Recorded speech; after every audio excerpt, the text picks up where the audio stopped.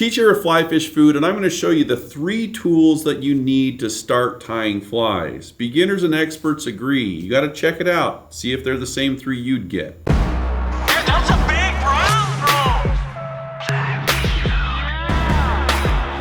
What we're going to talk about is bobbins, okay? Not all bobbins are created equally. And the reason why I want to talk about this is it's very common for someone to come in and they're going to say, hey, I got my grandpa's fly tying stuff, but I need some thicker thread. His thread is terrible. And so my answer to them is this. What kind of bobbin do you have? And they're like, oh, just some cheap something that my grandpa gave me. So that's the problem.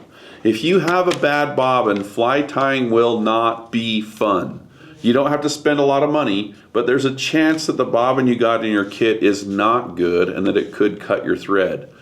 What you want to look for is either a ceramic tip, a ceramic tube, or make sure if it has a metal tube, it's highly polished. These are 2 bobbins that I like. The Loon all-purpose bobbin, the Ergo all-purpose bobbin, 20 bucks. It's got a metal tube, nice and polished. I've used it for a long time. That's a good one. My favorite is this Tiemco ceramic tube. There's a ceramic tube that goes all the way down.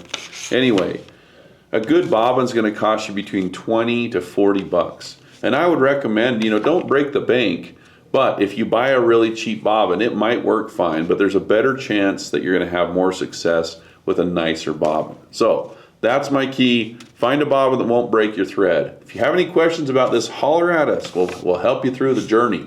The next one's scissors. You need some scissors, okay? Just like any tool, buy what you can afford. I don't want you to go out and spend $100 on a pair of scissors.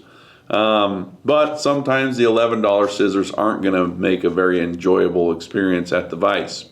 If you can spend 35 bucks on a pair of scissors, I really think that's the sweet spot. It's affordable-ish, but those are scissors that are going to last you a long time and you're not going to be frustrated. Renomed FS3, high on my list of scissors that feel good in the hand, that cut really well, and that keep an edge a long time. The old classic Dr. Slick 4-inch razor scissor.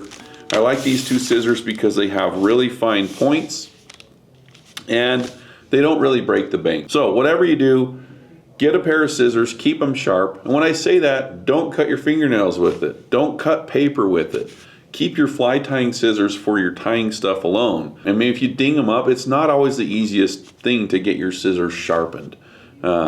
Sometimes it works, sometimes it doesn't. Some scissors have good enough metal where you can sharpen them multiple times. Some scissors have metal so soft that if you sharpen them once, they're toast. So keep them nice, and once your scissors stop cutting the fine stuff, take them, set them aside, and now those are your wire cutting scissors or your backup scissors, okay? It's common as a fly tyer to have 4 or 5 pairs of scissors on your desk. It's gonna happen, just warning you right now. But these 2 pair that I just showed you, very good for starting out. The final tool we're going to talk about is a whip finisher. It's the tool that I tell people to learn how to use very first, because here's what I think. You're going to tie your fly, you're going to spend probably an hour. You're going to say 14 swear words that you don't usually say. That's how it's going to go. But at the end of that fly, you're going to have to put a knot in your thread that needs to hold. So what you're going to need is practice, okay? Learn how to use your whip finisher very first. Put thread on your hook, whip finish, whip finish, whip finish. Do it over and over again until you can do it with your eyes closed. I know it works because I taught my kids to do it. They can all whip finish. They don't even tie flies. But I said, hey, if you're gonna sleep in here, you're gonna either pay the mortgage or you're gonna learn how to freaking do a whip finish. And they did it. So learn how to use your whip finisher before you tie your first fly. It will be good. I prefer the Mattarelli style whip finisher. That's not going to mean a whole lot to you, but just know that if you buy something like this, one of these Dr. Slicks, there's a Loon one, there are all kinds of whip finishers out there that are good. These are nice and cheap. One's 11 bucks. One's I think 16. It's got a bigger handle for people with fat fingers, kind of like me. But anyway, get comfortable with the whip finisher. Now, I'm going to tell you this right now because I know what you're saying. You're going to say, Cheech. Oh yeah, Cheech, but guess what? Back when I was a kid, I learned how to tie a whip finish with my fingers. All cool. Guess what? So can I. Cool story. Here's the problem with the whip finish with the fingers is it's not going to keep tension on your knot all the way through, and it's not going to be a durable knot. I'll go to my grave on this. Then people say, well, just take your bodkin up and take your thread all the way up to the end of the whip finish of the bodkin. And I say, listen, if I'm going to ask for, or if I'm going to use a tool, I'm going to use a whip finisher.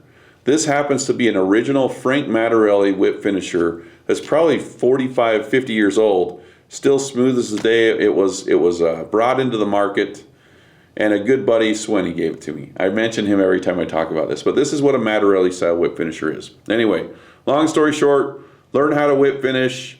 You're going to be happy, and then you won't have to make excuses down the road. It's like, oh, well, guess what? I just used this or that. Because if you don't learn how to whip finish, it's kind of like, if you never learn how to ride a bike as a kid, you're going to get way too far into high school to let your friends know that in 10th grade you don't know how to ride a bike. Learn how to use a whip finisher. We have a skill builder. There's a skill builder on how to use this. But if you're going to buy one, Mattarelli style all day long.